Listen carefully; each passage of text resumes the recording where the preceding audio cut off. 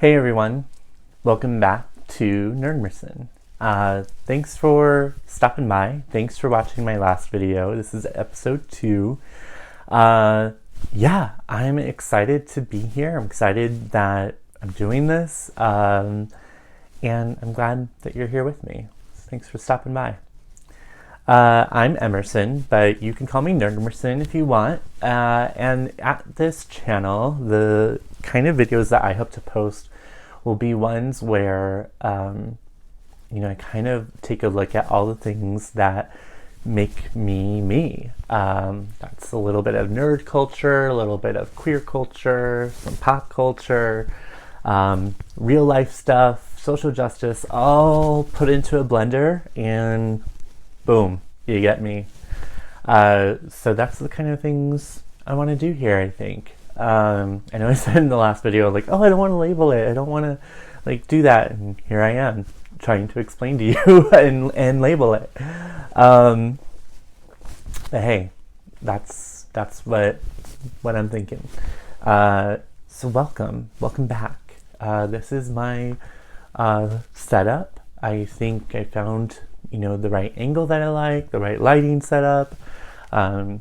This is just kind of the spare room where we put, my nerd stuff. There's a whole bunch over here you don't see, as well as kind of my beauty station. And I wanted to nerd out a little bit with you all on that subject. So I have recently started getting into makeup and exploring kind of, what does it mean to be a man wearing makeup in 2019, soon to be 2020, and doesn't mean anything. I don't know. I don't have all the answers. I don't claim to, but kind of what's really launched this for me was, just noticing, I'm 35. I'm very expressive. I'm starting to get a few lines and stuff. My complexion isn't always, flawless. There's redness, there's darkness, there's some things that, I think it's okay for men or for anybody, really. It doesn't matter if you're a man or if you identify within that binary system. We're just, I think we're challenged a lot to just accept the way we look, and there's kind of this whole,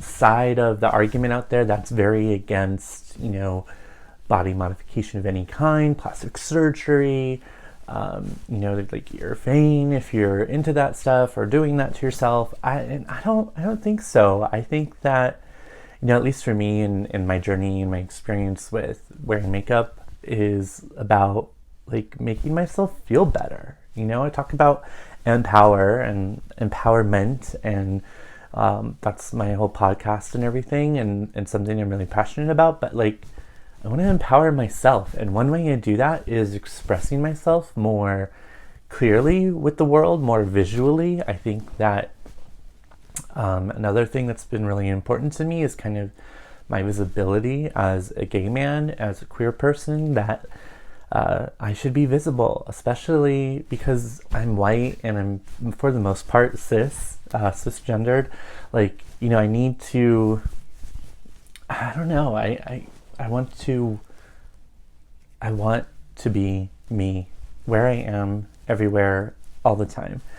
And there have been these feelings inside me since I was a kid about what's kind of right or wrong, what was masculine and what was feminine, and the things that I, as a boy growing up, wasn't allowed to do or allowed to play with, allowed to express myself in certain ways. Even after I came out, I had people in my life tell me that they thought, it didn't matter that I was gay, they still loved me. I had a really supportive experience for the most part when I came out when I was 16, back in 2000 maybe, almost 20 years ago. And there was still kind of the misunderstanding that because I'm gay now, I'm going to start wearing makeup, I'm going to start wearing dresses, I'm going to start all this stuff that's actually more about, being transgendered or, gender fluid, gender queer, or whatever. Like, people just back then, and I think still today, can kind of mix up and misunderstand the differences between gender and sexuality. And while those differences are important, there's also more now, I feel like, kind of a blending of all of that.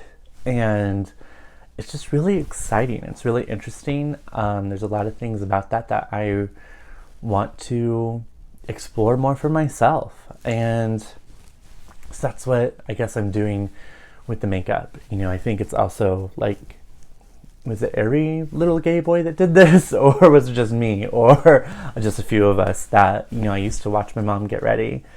And it was just like, I don't know. It was just cool. She was always up, before me. So I'd wake up, go say hi, give her a kiss and hug in the morning. And she'd be getting ready, putting on her makeup for the day. And it was just kind of like a little private ritual where I would just watch and we'd talk a little bit. I think there was like kind of a moment in my life where sometimes that was the only time I got with her. And, because she was also working full time and going to school in the evenings to get her bachelor's degree. And yeah, it was just, I don't know, it was just beautiful in that way because we were sharing it together. It was a ritual. It was kind of magical in a way. And I don't know, I remember like, wanting to look into that a little bit more and knowing, like, in my head, the voice in my head from society and from some of my family saying like, nope, you're not allowed to do that, don't do that, and then like the pressure of like, even after I came out and wanting to make sure that people saw me as almost overtly masculine, like I had played with this idea of what masculinity meant to me and what it meant to be a man for a long time, for the majority of my 20s. And I feel good about where I am with my masculinity. I think there were some things that were very toxic about it, but there are some good things about it too. And in the last few years, I've kind of been on a journey to explore my femininity a little bit more, to embrace it, to take it in as like a source of power and empower myself through embracing the feminine. There was this thing recently that I think a lot of people, like millions of people, took part in, and it was the collaboration between Shane Dawson and Jeffree Star. And if you don't know about it, look it up. There's a kind of YouTube documentary series. There's two actually between the both of them, Shane and Jeffree, and they're both really good. I wasn't a fan of Shane before watching the series, and both series, and I am now. I really, I don't know. I was always kind of like on the outskirts of admiring Jeffree Star for what he was doing and what he was about. Back in the MySpace days, it was just like, I mean, talk about queer visibility. Like he embodied that, and I think still does in a lot of ways. And there's all this controversy around him. I don't know, the documentary series with him and Shane, just exploring the makeup industry, Jeffree as a person, and then their collaboration is just, there's something really magical about that, and nostalgic too for me, because I think I might be maybe just a little bit older than them or around the same age. I very much well remember like the beginning of YouTube, and Shane with his more, I don't know, his videos early on weren't my cup of tea. I much more like him now. I like what he's doing with his conspiracy theory videos and his documentaries. I like this direction he's going in. I think it's really beautiful and amazing to watch. And with Jeffree though, like I remember back in MySpace days, like He was just somebody who was always out there. And while I really appreciated and admired his bravery, I was a little scared of him, honestly. And I don't know, I really love his evolution as well. And I love their collaboration. It turned me into such a fan that I went out and had to get Blue Blood because the Conspiracy palette was totally gone within minutes, sold out. The whole process of watching them create something, everything that went into it, I really believe Jeffree when he says he's not in it for the money, he's in it for the art. Like, he sees this as an art. I started a merch store and started this channel and started doing some of these things like in that similar vein of like, it's an art to me. It's about sharing myself with the world, with you all. And I really want to continue to tap into them for inspiration. Not just them, but other people, and share that with you all and kind of talk about, like this queer culture, pop culture, nerd culture, like this is all those things combined in my head at least. And that's what we're going to be doing. I also want to talk a little bit about bearded_beautiful.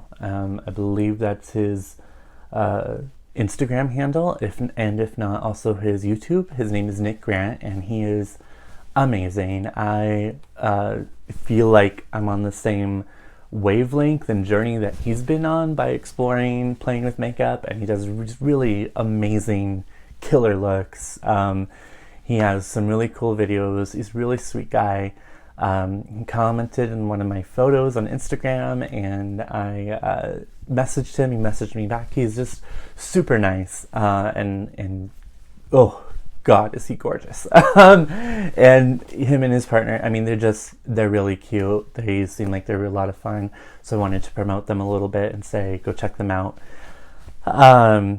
Yeah, he was just really sweet. He did a lot of looks with the Blue Blood palette. I tried to create some of them. I've looked to other makeup artists and for inspiration and doing a few of the different looks on my Instagram.